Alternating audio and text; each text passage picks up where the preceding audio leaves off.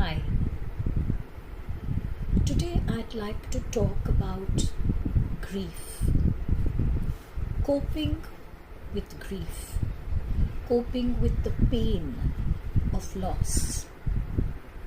The conflicting times that we are living in, with the pandemic still raging all around us. You and I have suffered grief and loss.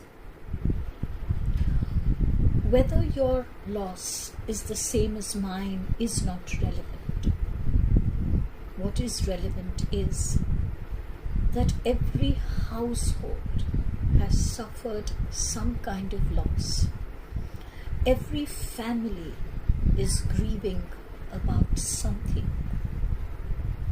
People have lost their dear ones, their friends. Some have lost their homes. Loss of any kind brings tremendous grief. And what adds to this grief is the fact that on a daily basis we are hearing about the losses that others are facing. Others whom we may know very well, and even those whom we don't know. But our heart responds to their grief as well. So how do we deal with this overwhelming grief? It is important to know how to cope with grief, because when grief is not expressed, it can lead to unpleasant consequences like PTSD. The first thing we must do is to recognize, express, and voice our loss. When we don't speak of our loss and we attempt to repress it, the pain of grief escalates and builds up and enters every tiny atom of our being. We must speak of it. If you know of someone who has gone through a tragedy, don't be ashamed or scared to speak of it with them. They need to have a loyal, gentle, loving ear to voice their pain. You can be that for someone else. Again, don't be ashamed of the kind of pain you feel. You do not have to justify your pain to anyone. You may feel tremendous pain at having lost your job. Your pain is not in any way less trivial than the pain of someone who might have lost a dear one. So don't trivialize or attempt to justify your pain. Acknowledge it. Stay in touch with it. Connect with it. And once again, very important, express it. You may not wish to express it to someone. No problem. Express it in a journal. Maintain a daily journal of your feelings. Remember, when loss takes place, you are very vulnerable. Surround yourself with people who are gentle and understanding. Not those who foolishly tell you, get over it, be strong, now move on with life. They say these things in order to make themselves feel better because they don't know how to deal with a person who is feeling the grief. Don't surround yourself with those persons. Surround yourselves with persons who are strong enough to help you to connect with your grief, who will be gentle with you, who will help you to mourn even as you desire to mourn. Remember, anger is an extremely common part of the grieving process. Don't be ashamed if you are angry with someone who has passed on. When you feel, how dare you go and leave me behind? Why did you not give me a chance to say goodbye? These are very common feelings.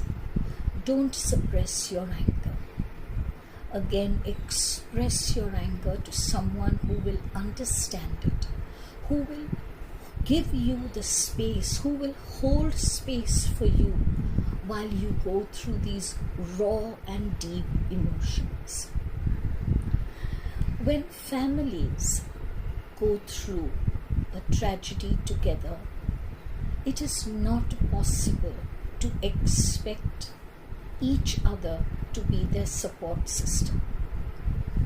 Everyone goes through their pain in their own way.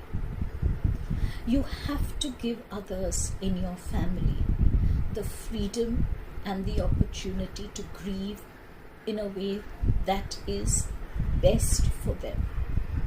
What you can do is to turn to a friend, turn to a confidant, turn to a counselor or a guide or a spiritual mentor.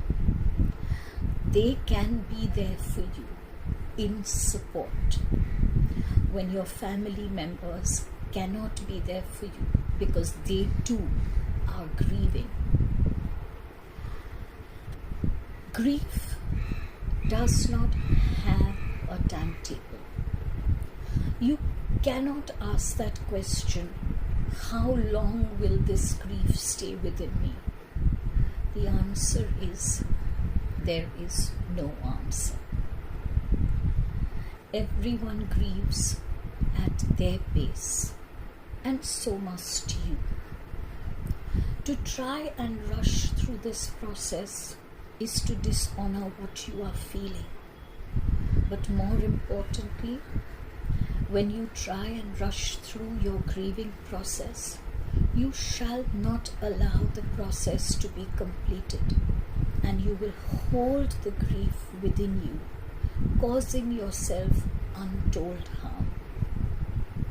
If you need to be by yourself, if you need to go away somewhere, if you need to retreat, if you need to sometimes isolate yourself, do whatever it takes to help you to grieve.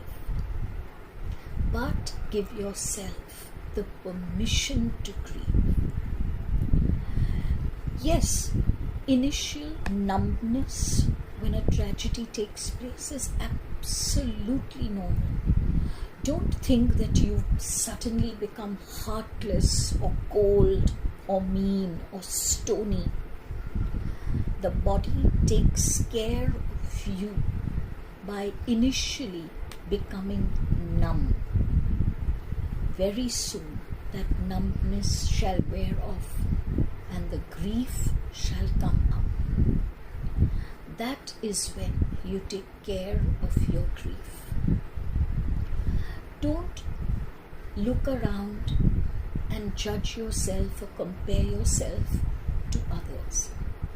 Remember, you are unique, and so the way you deal with grief is also unique. If you are not in grief and you see others in grief, reach out to them. Don't be ashamed to talk about a tragedy, whether that tragedy is an illness, a death, an accident. Why would you be ashamed to talk of it? Remember, that person needs to talk of the event, because in that expression comes a lot of therapeutic release. But you need to be centered and strong. And never tell a person who is grieving, stay strong, don't cry, move on with life. These are foolish statements. How can you make these statements to a person in grief? Give them the time, give them the space. If you are in grief or you are helping someone in grief, keep with you a ready number of a helpline. Suicidal thoughts are very common when a person is grieving, and sometimes it is far easier to talk to a stranger's voice over a telephone than to talk to a person face to face. Keep that number with you so that you can use it if you wish to and need to, but you can always have it in readiness if someone else requires it. In every city, there are at least 3 or 4 really good helplines who are continually 24/7 giving support and aid. Keep at least one number ready with you. And when you are grieving and when suicidal thoughts take over, call that person, call that helpline, talk to someone. They are trained to understand you, they are trained to help you, they are trained to support you. Don't feel ashamed of what you're going through. Don't keep these suicidal thoughts to yourself. There is nothing wrong with you. Pick up the phone and reach out to someone who can help you. We are all going through very difficult times.